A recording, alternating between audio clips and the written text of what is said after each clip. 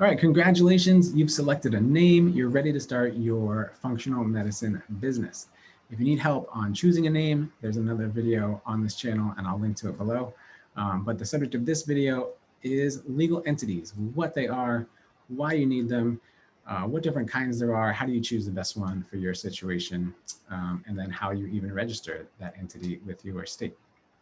So first, why are we even talking about entities? Can't you just be a sole proprietorship? And if you don't know what that is, a sole proprietorship just means that my name is Scott Rattigan, I'll provide you a service and then you pay me money. That's okay. That's how most people start, especially before the advent of corporations. But now it's a really bad idea. So why most people choose entities? The number one reason is for liability protection or protection of their personal assets. So when you hear the phrase limited liability or shielded liability or corporate liability, the reason we talk about that is if there was ever an issue where you got sued during the course of your business, or you were driving during the course of your business to a patient's house or something in the course of business, and you got into an accident or there was a lawsuit judgment against you or any number of things, the business is failing and it goes bankrupt. The creditors, the people that would win the lawsuit or the person on the other side of your car accident or the creditors of bankruptcy are limited to the assets of the business. They cannot reach through and attach your personal home, your car, and take those away to satisfy the obligations of the business, with some exceptions. So that's the number one reason why people choose entities in the first place, is limitation on liability. Another reason they would choose it is some favored tax status, but that kind of gets into which kinds of entities and why. So let's start with that. There are several different kinds and even sub kinds of entities out there, but by far the most popular ones are C corporations, LLCs, and with not as popular, but limited liability partnerships. And then in the professional ranks, we've got professional corporations, professional LLCs, professional associations as well. What I did not mention, and we'll get to in a few seconds, is S corporations. Those are not an entity type.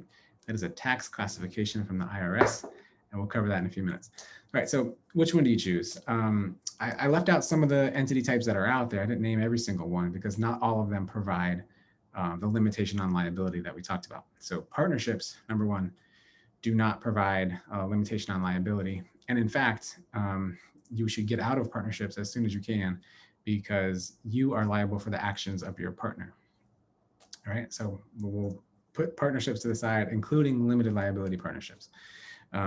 So by far, your choices are limited liability company, LLC, or corporation. And when I say corporation, I mean C corporation. These are companies that have shareholders, board of directors, and then executives or officers, CEO, CFO, CMO, that kind of thing. They're a little bit older. They're about 400 years old, with the East India Trading Company being one of the very first. LLCs, on the other hand, rose to prominence in the 1980s, 1970s maybe, but they're a lot newer and they provide a lot more flexibility for providers and business owners as well. So C corporations have a lot of rules. You have to have an annual meeting. The board of directors has to meet and appoint officers and the CEO. You have to keep minutes of those meetings. Sometimes you have to file those with the state. So all else being equal, LLCs are a little more flexible because you don't have to do all of those formalities, even though it's a good idea to have an operating agreement and some written rules for the limited liability company as well. But those rules are a lot more malleable and you can choose which ones you want to use if you pick an LLC. Whereas with a corporation, and here I'm saying C corporation, the rules are a little more stringent and regulated for corporations. So all else being equal, you'd want to choose an LLC.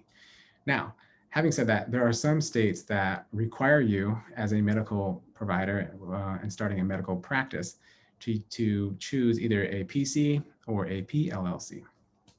And that's just short for professional corporation or professional limited liability company.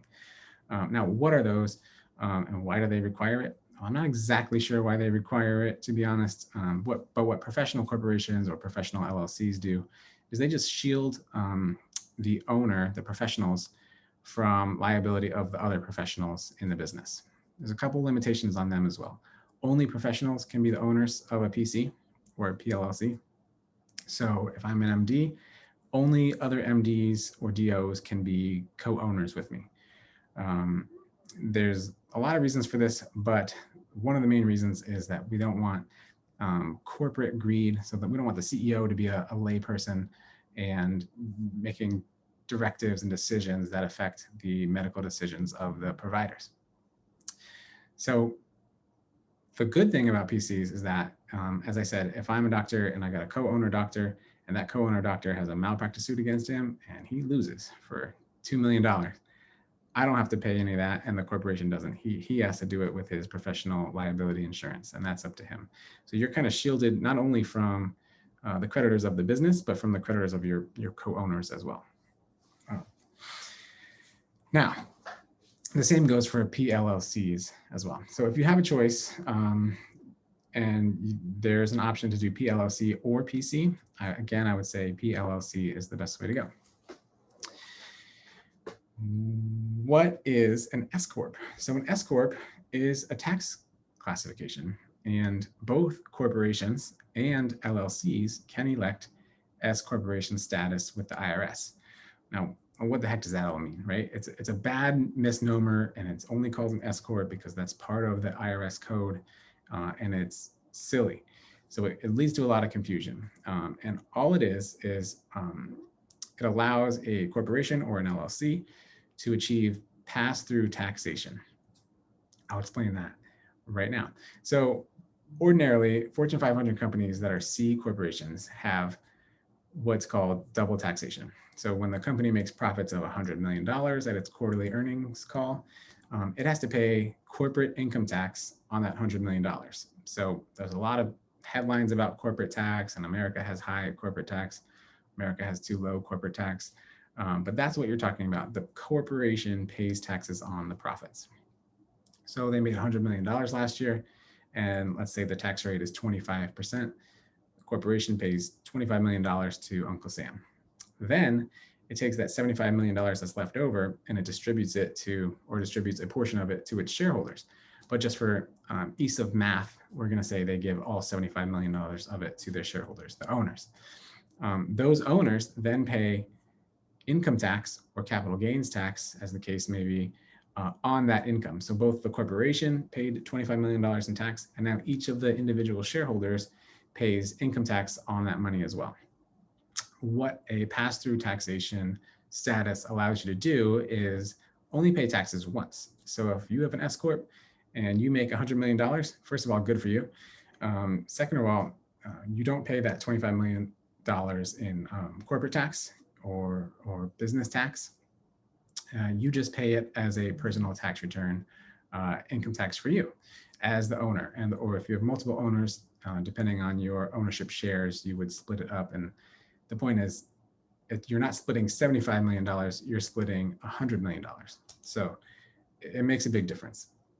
Now, that said, there are some limitations on the companies that can qualify for S-Corp status. But for most of you out there starting a functional medicine practice, S-Corp, you would totally qualify for it. You need to be a US citizen. You can only have 100 shareholders or less, or members or less, and a few other qualifications that most people qualify for. So if you have a choice, S-Corp is the choice to go with because it saves you a lot of money in the long run. How do you register your entity, whether that's a PC, whether that is an LLC or PLLC? You go to your state's Secretary of State's office. Usually it's called Division of Corporations, and you follow the directions there. It's pretty simple. You will need a registered agent, which is just a person that's available to receive formal legal notices. It can be you if you have a brick and mortar office in that state. If you're not in that state, you can try a law firm, a CPA, or there are companies that will offer registered agent services as well. Then you'll get the document number, and then you'll start your bank accounts and you'll register for your S-Corp status, and you'll be on your way to setting up all your accounts in your new functional medicine business. So that's why you need an entity. That is how you choose the type of entity And if you have a choice, go with S-Corp status so that you don't have to pay Uncle Sam twice. If you have any questions about any of those things we just talked about, follow us over at Functional Lawyer. And don't forget to reach out to us from time to time with all your questions. And we'll see you in the next video.